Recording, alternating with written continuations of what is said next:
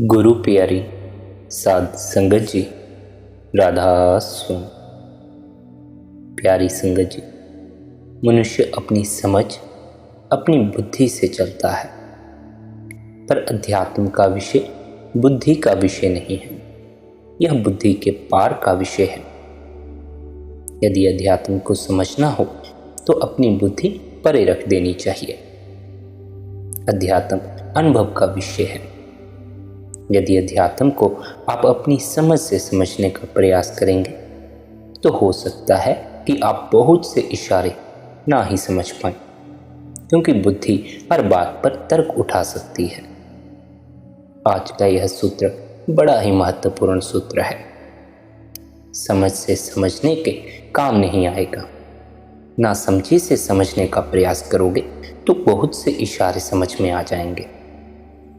जो ना समझ हैं वे ही समझ सकेंगे।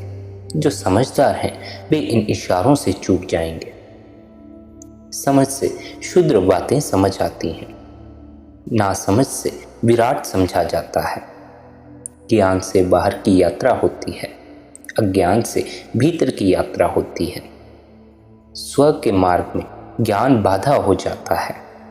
यदि अपने को जानना हो तो ज्ञान सबसे बड़ी बाधा बन जाता है। वह तो चाहिए निर्दोष चित्त, छोटे बच्चों जैसा भाव। धन्यवादी हैं वे जिसे वैसा भाव मिला। ना मिले तो उस भाव की तलाश करनी आवश्यक है।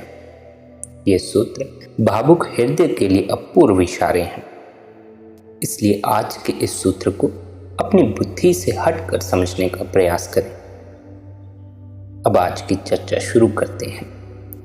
मनुष्य यूं तो परमात्मा की पूजा करता है, आरती करता है और अनेकों तरह के कर्मकांड करता है और परमात्मा का नाम लेता है, किंतु मनुष्य वह सब भी संसार में रहते हुए करता है। उसका परमात्मा से कोई संबंध नहीं। मनुष्य पूरी जिंदगी परमात्मा की पूजा अर्चना में गुजार देता है, पर कभी भी इतनी प्यास से नहीं भरता कि जिसकी वह पूजा कर रहा है उसके दर्शन भी कर ले। बहुत लोग हैं जो परमात्मा का नाम लेते हैं, किंतु बड़े कम लोग हैं जो परमात्मा का दर्शन कर पाते हैं, क्योंकि दर्शन का संबंध परमात्मा का नाम लेने, पूजा पाठ से नहीं है। दर्शन का संबंध तो भीतर की प्यास से है। जितनी गहरी प्यास भीतर मौजूद होगी उतना ही दर्शन का पल नजदीक आएगा। पर मनुष्य में दर्शन की प्यास मालूम नहीं होती। मनुष्य अपने पति पत्नी, माता पिता, बच्चों को एक दिन ना देखे तो उसका जी नहीं लगता, किंतु आश्चर्य है कि मनुष्य परमात्मा को बिना देखे जी कैसे लेता है। एक क्षण भी जीने योग्य नहीं है। जिसने उसे नहीं जाना वह क्यों जी रहा है, यह विचारणीय है। आश्चर्य की बात है। और जिस दिन आप जानोगे उसे, उस दिन आपको भरोसा न आएगा कि इस जानने के पहले आप जी कैसे लिए, किस सहारे जी लिए, किस आधार पर जी लिए। लेकिन जब तक उसका दर्शन नहीं मिला है तब तक हमें याद ही नहीं है, स्मरण ही नहीं है कि हम क्या हो सकते हैं। बीज जब तक टूटता नहीं तब तक उसे पता भी कैसे हो कि कौन सी अनंत संभावनाएं उसके भीतर मौजूद हैं। पक्षी जब तक उड़ा नहीं उसे कैसे पता हो आकाश का आनंद, मुक्ति का आनंद। जब तक प्रेम ना चखा हो तब तक प्रेम के स्वाद का पता भी कैसे लगेगा। हाँ, एक बार अगर झलक मिल जाए फिर पागलपन पैदा होता है। एक बार झलक मिल जाए तो फिर प्यास जागती है, और ऐसी जागती है कि फिर बुझाए नहीं बुझती। सद्गुरु के संग साथ, सद्गुरु के पास, सद्गुरु के निकट रहते रहते कभी सद्गुरु के भीतर जो घटा है एक पलकों से ही बिजली की तरह शिष्य के सामने भी कौन जाता है। यही सत्संग का राज है। सत्संग संक्रामक है। बीमारियां ही एक दूसरे से नहीं लगती, स्वास्थ्य भी लगता है। संसार ही एक दूसरे से नहीं लग जाता, सत्य भी लगता है। आप जरा अपनी जीवन प्रक्रिया को देखो।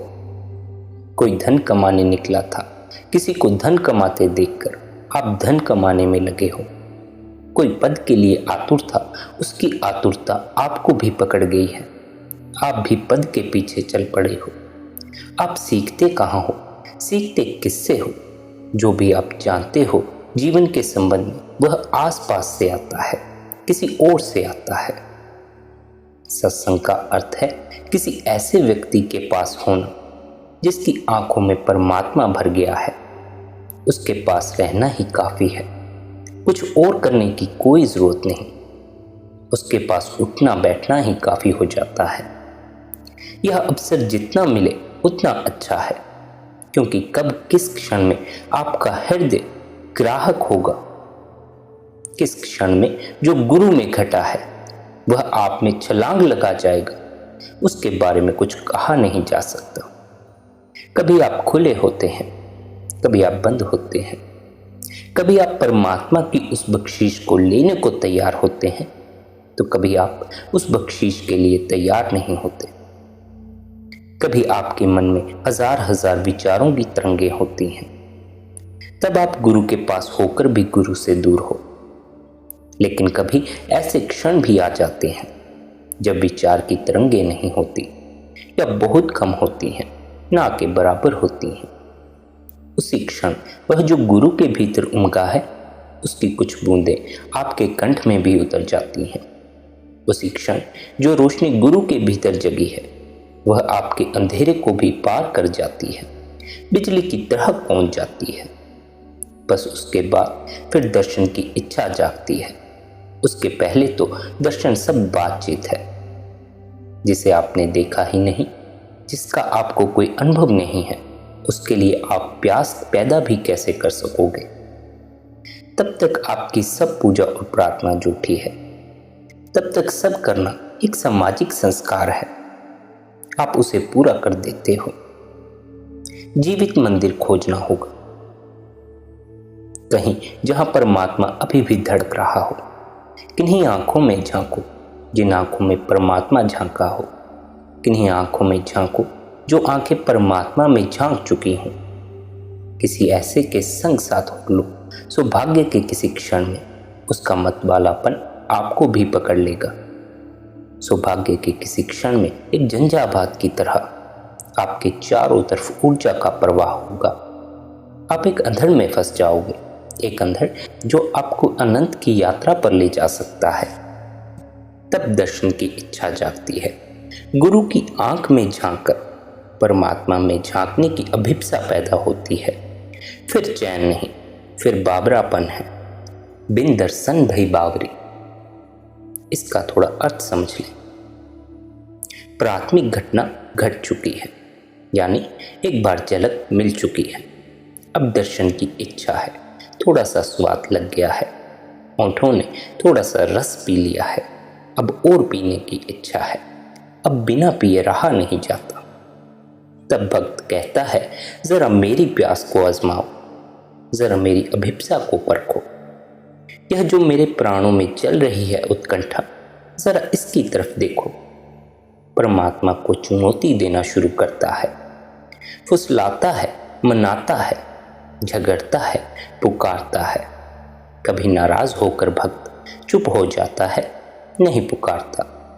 कभी भक्त रोता है, कभी पीठ फेर लेता है। ये सारी भक्ति की भाव भंगिमाएं हैं। जैसे प्रेमी झगड़ते हैं, भक्त भगवान से झगड़ता है।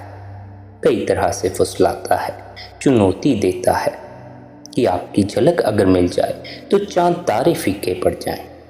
आपकी झलक अगर मिल जाए तो सूरज अंधेरा हो जाए। आप जरा पर्दा उठाओ। ऐसे दोनों के बीच, सीमा और असीम के बीच, शुद्र और विराट के बीच, बूंद और समुद्र के बीच बहुत गुफ्तगू चलती है, बहुत बातचीत चलती है, बड़ी चर्चाएं होती हैं। भक्त रोता है और कर भी क्या सकता है? आंसू ही प्रार्थना बन सकते हैं, और भक्त के पास है भी क्या?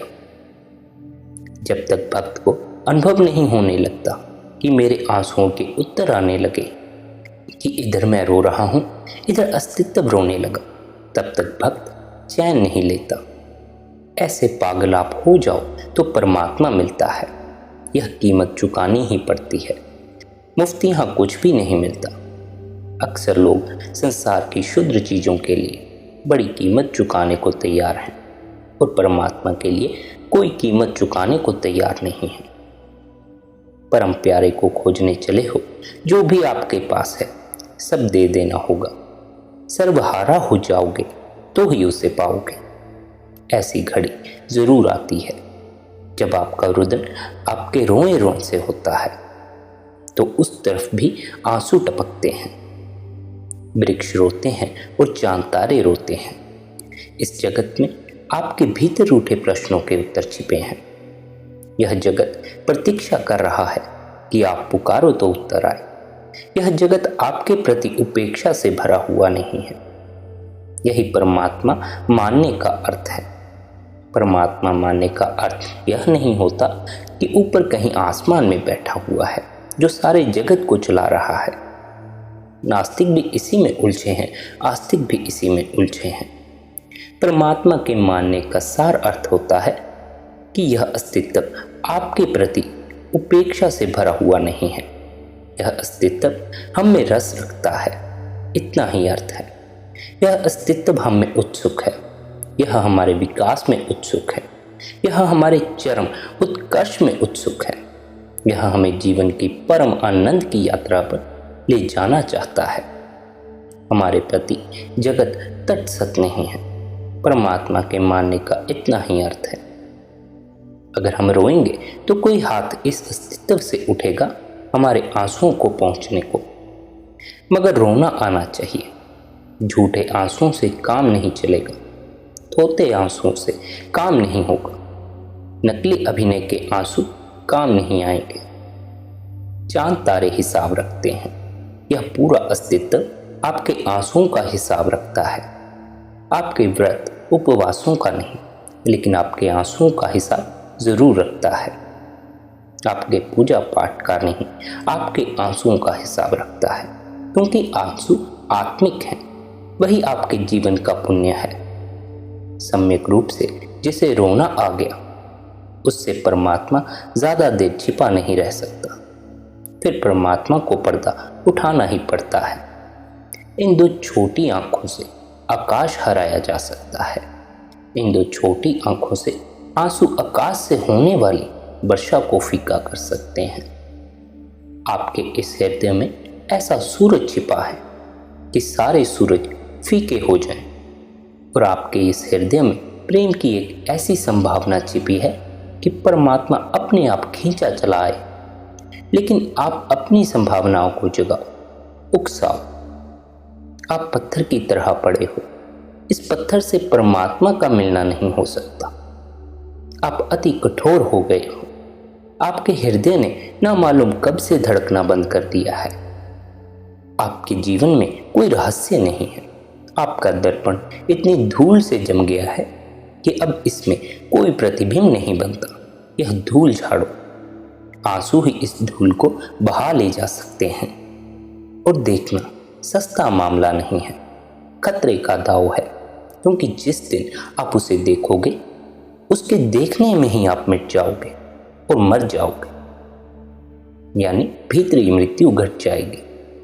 आप रहकर उसे न देख पाओगे। इसीलिए पागल ही उसे देख सकते हैं, क्योंकि अपने को मिटाने की हिम्मत समझदारों में नहीं होती, हिसाब किताब लगाने वाले दुकानदारों में नहीं होती। उसके पास जाने वाले को हजार तरह के भय पकड़ते हैं। सबसे बड़ा भय तो यही पकड़ता है कि मैं मिट जाऊंगा। बड़ा भय तो यही पकड़ने वाला है। जैसे कोई दिया, मिट्टी का दिया, छोटी सी रोशनी वाला दिया, सूरज से मिलने जाए तो सूरज के सामने एकदम फीका हो जाएगा, ना कुछ हो जाएगा। है भी या नहीं कोई फर्क नहीं पड़ेगा। नहीं कि दिया मिट जाता है, दिया है, अब भी है, उतनी ही रोशनी है। मगर अब इस सूरज के सामने इस रोशनी का क्या ही मूल्य है, इस रोशनी का क्या ही अर्थ है। परमात्मा के सामने हम ऐसे ही फीके हो जाते हैं। तो जो जरा भी अहंकार से भरा है वह उससे बचता है, वह भागता है, क्योंकि मैं को मिटा नहीं सकता। वह दूर रहता है, वह पीठ किए रहता है, अहंकारी ही नास्तिक हो जाता है। बड़ी हिम्मत चाहिए, बड़ा पागलपन चाहिए, सब तरह से मिटने की शक्ति चाहिए, साहस चाहिए। और बहुत बार ऐसा लगेगा कि लौट आए, मगर वह एक नज़र बस काम कर जाती है। उस एक नज़र में ही एक संसार का अंत हो जाता है और दूसरे जगत का प्रारंभ हो जाता है। उस एक नज़र में ही यह मिट जाता है, वह प्रकट हो जाता है। उस एक नज़र में ही आप अचानक पाते हो, इस किनारे पर ना रहे उस किनारे पर हो गए। मगर बहुत बार पीड़ा भी होती है, बहुत बार आदमी कंपता भी है, डरता भी है। जो लोग ध्यान में गहरे उतरते हैं वे अक्सर आकर बताते हैं कि डर लगता है। जब किसी के जीवन में घटना करीब आने लगती है, वह कंपने लगता है, वह आकर कहने लगता है कि अब मुझे बचाओ। अब तो मुझे लगता है या तो मैं पागल हो जाऊंगा या मर जाऊंगा, कुछ हो रहा है जो मेरे बस के बाहर है। परमात्मा जब होता है तो आपके बस के बाहर होता है, आपके बस के भीतर कैसे हो सकता है? आप उस पर मुट्ठी नहीं बांध सकते। वह तो आता है, बाढ़ की तरह आता है। विराट की तो बाढ़ ही होगी, रिमझिम वर्षा नहीं होती। आता है उमड़ते सागर की तरह, ले जाएगा आपको और आपका सब कुछ। कई बार आपको लगेगा कि ऐसा क्यों? परमात्मा को तो हमने सोचा था एक सांत्वना की तरह आएगा। परमात्मा आता है संक्रांति की तरह, सांत्वना की तरह नहीं। हमने तो सोचा था परमात्मा आएगा तो जीवन की जो चीज़ें हमें नहीं मिल रही हैं मिल जाएंगी। लेकिन परमात्मा जब आता है तो आपके पास जो कुछ है उसे भी ले लेता है, क्योंकि आपको पता ही नहीं है अभी कि आप कूड़ा करकट इकट्ठा कर रहे हो। उस बाढ़ में आप भी जाओगे, आपका कूड़ा करकट भी चला जाएगा। और भक्त बहुत बार सोचता है कि अगर यह आजमाना है, परीक्षा हो रही है, तो फिर सताना किसको कहते हैं? और भक्त कहता है जब मैं आपका हो गया तो मेरा इम्तिहान क्यों होता है? लेकिन उसके होते होते बहुत समय लगता है। हम इंच इंच छोड़ते हैं। हम में से बहुत कम इतने साहसी होते हैं जो इकट्ठा ही सब कुछ छोड़ देते हैं, छलांग लगा जाते हैं। हम फूट फूट कर छोड़ते हैं, ज़रा ज़रा करके छोड़ते हैं, मुश्किल छोड़ पाते हैं। इसीलिए इतनी लंबी परीक्षा मालूम होती है। इसीलिए आध्यात्मिक आपको पागल मालूम होंगे। पागलों का ही यह काम है, उन्हीं का यह धन्य भाग है। सब दांव पर लगा देते हैं, कुछ भी अपने पास नहीं बचाते। जब तक आपने कुछ बचाया, दीवार उतनी की उतनी ही खड़ी रहेगी। जब तक आपने कहा कि इतना तो बचा लो, कभी समय पर असमय में काम पड़ेगा, तब भी दीवार उतनी की उतनी ही खड़ी रहेगी। जितना बचाया वही आपके और परमात्मा के बीच दीवार बनकर खड़ा हो जाएगा। लेकिन जिसने परमात्मा की एक झलक देख ली, वे कहते हैं अब और क्या चाहिए? पागल हो गया हूँ, सब गवा बैठा हूँ, अब तो दर्शन दो। जो सब गवा देता है, सब लगा देता है और झलक नहीं पाता, उसकी तकलीफ समझो।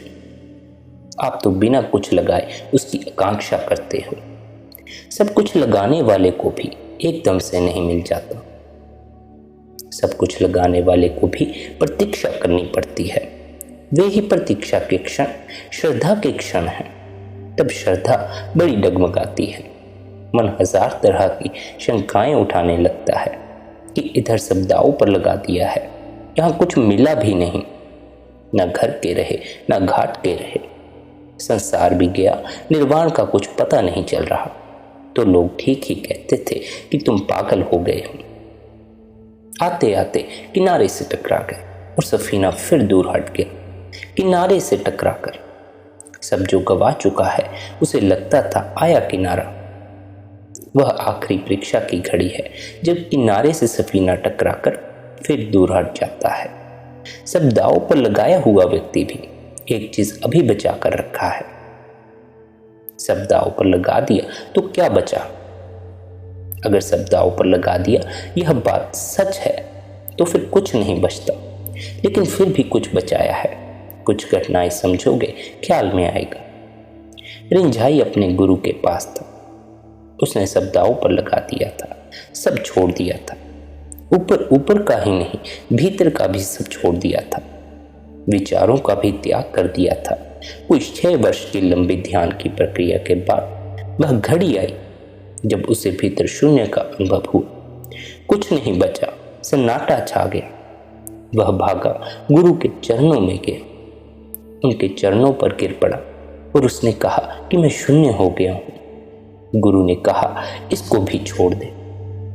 थोड़ा मतलब समझे, वह कह रहा है मैं शून्य हो गया हूं, सब मैंने छोड़ दिया है। गुरु कहता है इसको भी छोड़ दे। बस यह एक चीज और बच गई, यह सब छोड़ने का भाव। एक बहुत धीमी, फीकी, सूक्ष्म अहंकार की स्थिति बची रह गई कि मैंने सब छोड़ दिया। यह भी जाना चाहिए। सब तो छूटे ही, सब छूटा है, ऐसा भाव भी जाना चाहिए। सब छोड़ने के बाद यह भाव पकड़ लेता है, यह आखिरी जड़ है संसार की। और जब कोई किनारे से टकराकर फिर धारा में उलझ जाता है, उसकी पीड़ा समझो। जिसे एकाध झलक मिल गई है परमात्मा की और फिर दूरी बढ़ने लगती है, उसकी तकलीफ को समझो। बहुत गहरी रोशनी के बाद इतना अंधेरा हो जाता है। रास्ते पर आप चल रहे हो, कोई तेज कार अपना पूरा प्रकाश आपकी आंखों में फेंकती हुई गुजर जाती है। वैसे तो अंधेरा था, लेकिन फिर भी आप चल रहे थे और कुछ कुछ दिखाई पड़ता था। लेकिन यह कार जो आंख में तेज रोशनी डालकर गुजर गई, यह भयंकर अंधेरे में छोड़ जाती है। भक्त ही जानता है असली अंधेरे को। आप तो अंधेरे में चलने के आदी हो, तो अंधेरे में आपको थोड़ी थोड़ी रोशनी है। जब परमात्मा की झलक मिलती है, भक्त एकदम से जैसे अंधा हो जाता है। फिर यहाँ कुछ भी नहीं सूझता। फिर यहाँ एक पल ठहरने का कोई अर्थ नहीं मालूम होता, एक सांस लेने का कोई प्रयोजन मालूम नहीं होता। तब आंखें और अभिप्सा से भर जाती हैं।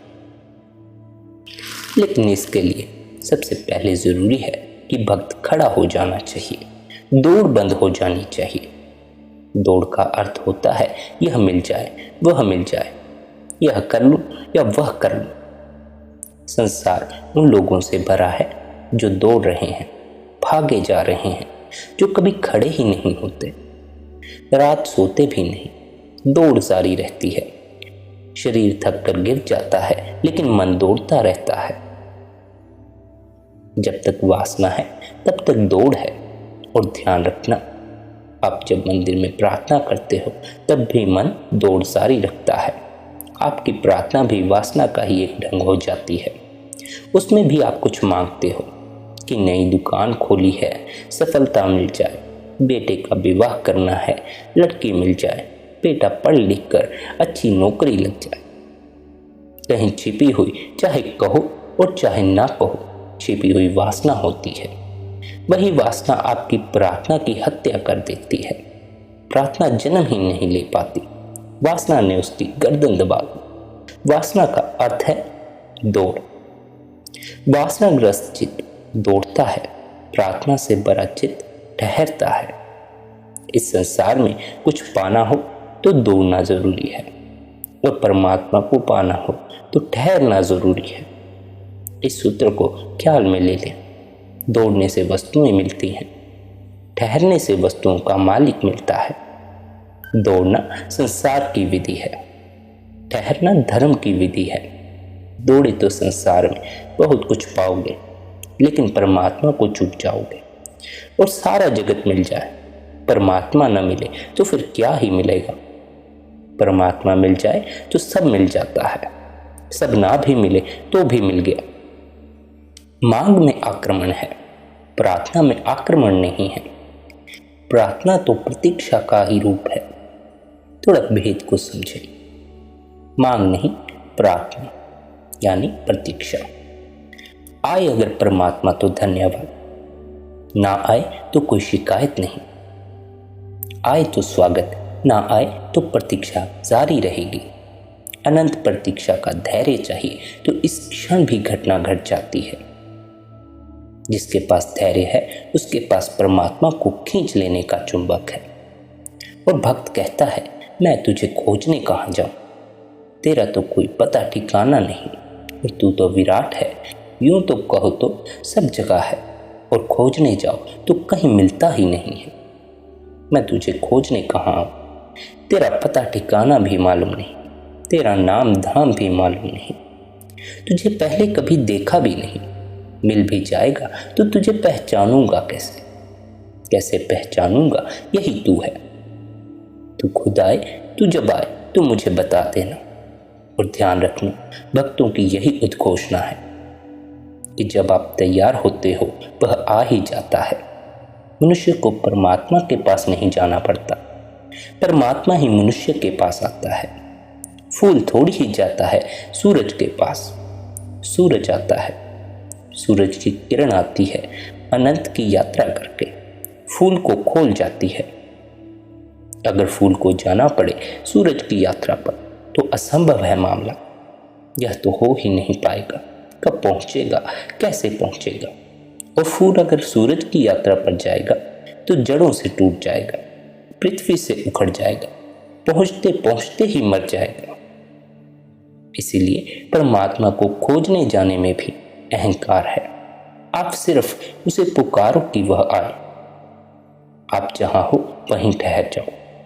ठहरने का मतलब यह है कि वह आए तो आप घर में मिल जाओ।